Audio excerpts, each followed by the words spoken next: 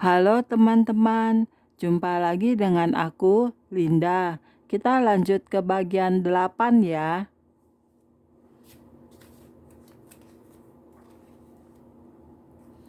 Oke, mari kita mulai.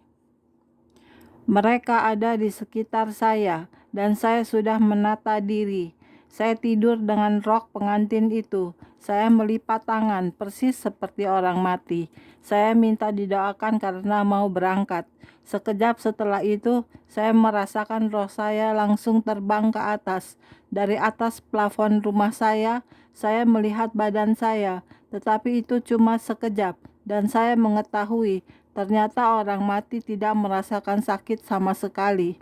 Ketika saya di plafon, saya sebenarnya berbicara dengan orang-orang yang berada di bawah di sekitar tubuh saya.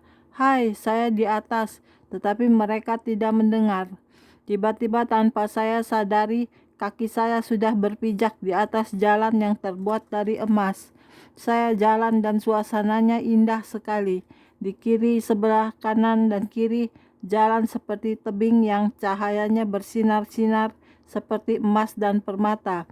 Saya bingung sendiri, dan kemudian saya mendengar suara yang merdu sekali dari orang-orang yang menyembah Tuhan. Saya mencari asal suara itu. Ternyata banyak orang yang mengenakan jubah putih, semua mengangkat tangan dan menyembah Tuhan. Saya tidak bisa lewat karena kumpulan orang itu rapat sekali. Saya kemudian merangkak bergerak maju di antara kaki-kaki para penyembah itu. Saya sampai di tengah, dan ternyata Tuhan di situ lagi menengadahkan tangan dan tampak sangat senang dengan orang-orang yang setia dan cinta pada Tuhan. Ucapan Tuhan yang saya dengar, "Sabaslah hai hambaku, hamba-hambaku yang setia." Saya sampai di tengah orang-orang itu, dan ketika dekat dengan kaki Tuhan, saya langsung memeluk dan merangkul kaki Tuhan. Tuhan, enak sekali di sini. Saya ingin di sini. Tuhan menjawab, tidak, tugasmu masih banyak. Kamu harus pulang dulu dahulu. Selesaikan tugasmu.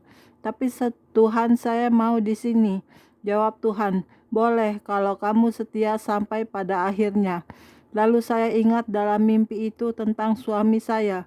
Tuhan, Bernard boleh masuk di sini. Kalau dia setia sampai akhir tentu boleh. Anak-anakmu juga boleh kalau mereka setia sampai akhir. Kemudian roh saya masuk kembali ke dalam tubuh saya. Pengalaman lain, dalam sebuah mimpi saya melihat sebuah halaman yang luas dari sebuah istana. Saya ikut berada di sana.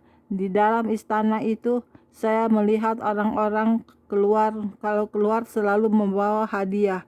Lalu saya melangkah masuk, ingin mengetahui ada apa di dalamnya. Di dalam gedung itu ternyata ada ruangan-ruangan yang berlainan. Waktu itu saya sudah masuk, tetapi tidak masuk ke ruangan-ruangan karena terpesona dengan keindahan yang ada di dalam ruangan besar itu.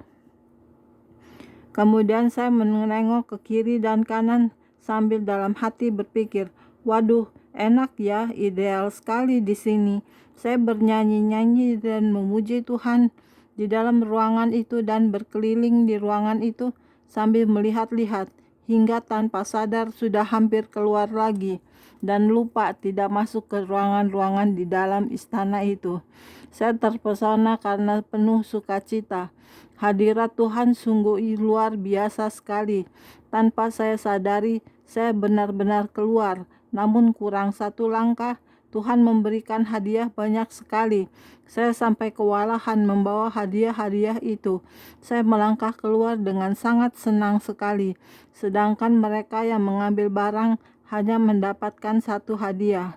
Kamu mendapatkan banyak hadiah karena kamu tidak mencari berkat-Ku, tetapi kamu mencari hadirat-Ku, dan engkau sudah puas dengan hadirat-Ku.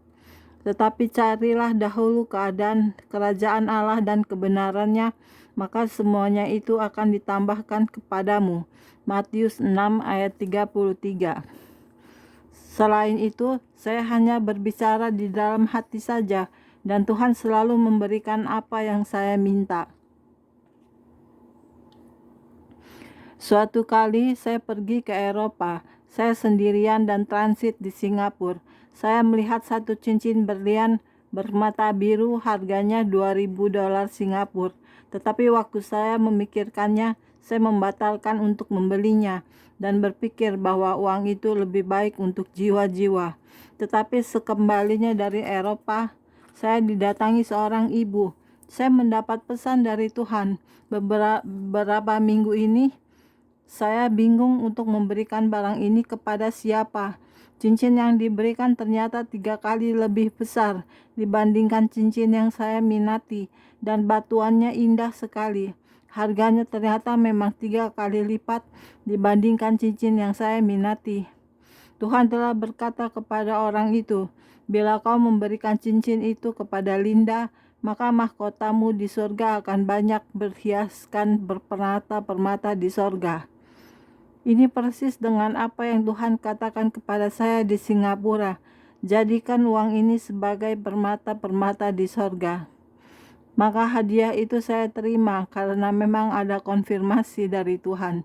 Kita tidak usah memikirkan berkat-berkat. Bahkan kita jangan sempat berpikir tentang berkat yang kita inginkan. Tetapi pikirkan tentang jiwa-jiwa. Maka nanti Tuhan yang akan memberikan berkat kepada kita sendiri. Tetapi anak domba yang akan mengalahkan mereka, karena ia adalah Tuhan di atas segala Tuhan dan Raja di atas segala Raja. Mereka bersama-sama dengan dia juga akan menang, yaitu mereka yang terpanggil, yang telah dipilih, dan yang setia. Wahyu 17 ayat 14. Ibu Andriani Elkana, istri almarhum Bapak Samuel Elkana, pemimpin Tamat Getsemani Bukit Doa, Ungaran, Semarang. Lalu Yesus berkata kepada murid-muridnya, "Setiap orang yang mau mengikut aku, ia harus menyangkal dirinya, memikul salibnya, dan mengikut aku." Matius 16 ayat 24.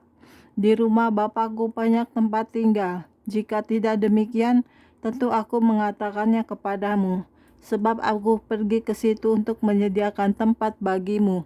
Yohanes 14 ayat 2. Kira-kira 2 tahun lalu, saya bermimpi sedang jalan-jalan mau membeli rumah. Saya melewati sebuah pintu gerbang besar dan kemudian melihat areal taman bunga yang luas. Saya bertanya kepada seorang bapak yang sedang membersihkan taman itu, "Ini kompleks perumahan ya Pak? Apa ada rumah yang mau dijual?" Oleh bapak itu saya disuruh terus langsung masuk saja menuju kantor perumahan itu. "Pak, saya mau bertanya, apakah ada rumah yang mau dijual?" tanya saya. "Oh ya, ada. Nama ibu siapa?" jawab pegawai kantor perumahan itu. "Nama saya Ibu Samuel Elkana." "Oh, nama kecil ibu?" "Andriani Elkana," jelas saya lagi. "Bukan, itu kan nama sekarang. Yang saya maksudkan adalah nama kecil yang diberikan oleh orang tua." "Oh, Sien Anyo." Kemudian orang itu membuka-buka buku. "Loh, Bapak mencari apa?" tanya saya. "Mencari nama ibu," jawab pegawai itu. "Saya kan baru mencari rumah. Nama saya pasti belum ada di sini," kata saya. "Ada, ibu sudah memiliki rumah di sini." "Bagaimana bisa?" tanya saya lagi. Orang itu kemudian menunjukkan bahwa nama saya memang sudah tertulis di buku perumahan itu, dan rumah saya ada di Jalan Lili nomor 345. Saya mengulangi lagi keraguan saya. "Pak, saya ini baru mau membeli rumah." "Ya, tetapi ibu sudah memiliki rumah di sini. Ibu lihat saja rumah ibu." Saya jelas bertambah bingung, karena saya baru mau mencari rumah. Tetapi mengapa di tempat itu sudah ada rumah saya? Kemudian saya berjalan dan melihat ada rumah besar, ada yang bertingkat dan ada juga yang bertengger di atas tanah tinggi. Bahkan ada yang memiliki kolam renang. Pokoknya rumah-rumah di tempat itu bagus-bagus kondisinya. Namun ukurannya ada yang besar, ada yang tanggung, dan kecil. Di Jalan Lili saya mencari rumah saya. Kemudian saya jalan lagi dan menjumpai rumah itu. Saya melihat ada seseorang yang bekerja di taman sedang bersih-bersih. Orang itu bertanya, "Ibu mau masuk? Membawa kunci apa tidak?" Saya bingung karena saya tidak diberi kunci dan hanya disuruh melihat. "Berarti ibu belum lunas cicilannya?" "Lunas?" tanya saya penuh kebingungan. "Ya Bu, kalau sudah lunas maka kuncinya akan diberikan kepada ibu."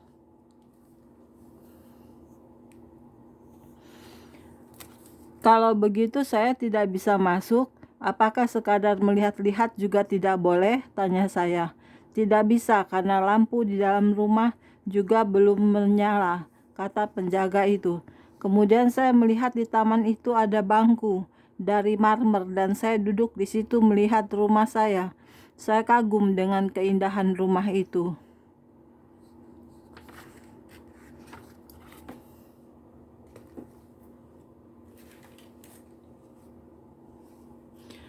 Oke, sekian dulu hari ini videonya ya. Kita lanjut ke video berikutnya. Jangan lupa subscribe ya. Terima kasih. Tuhan berkati kita semua. Amin. Bye-bye.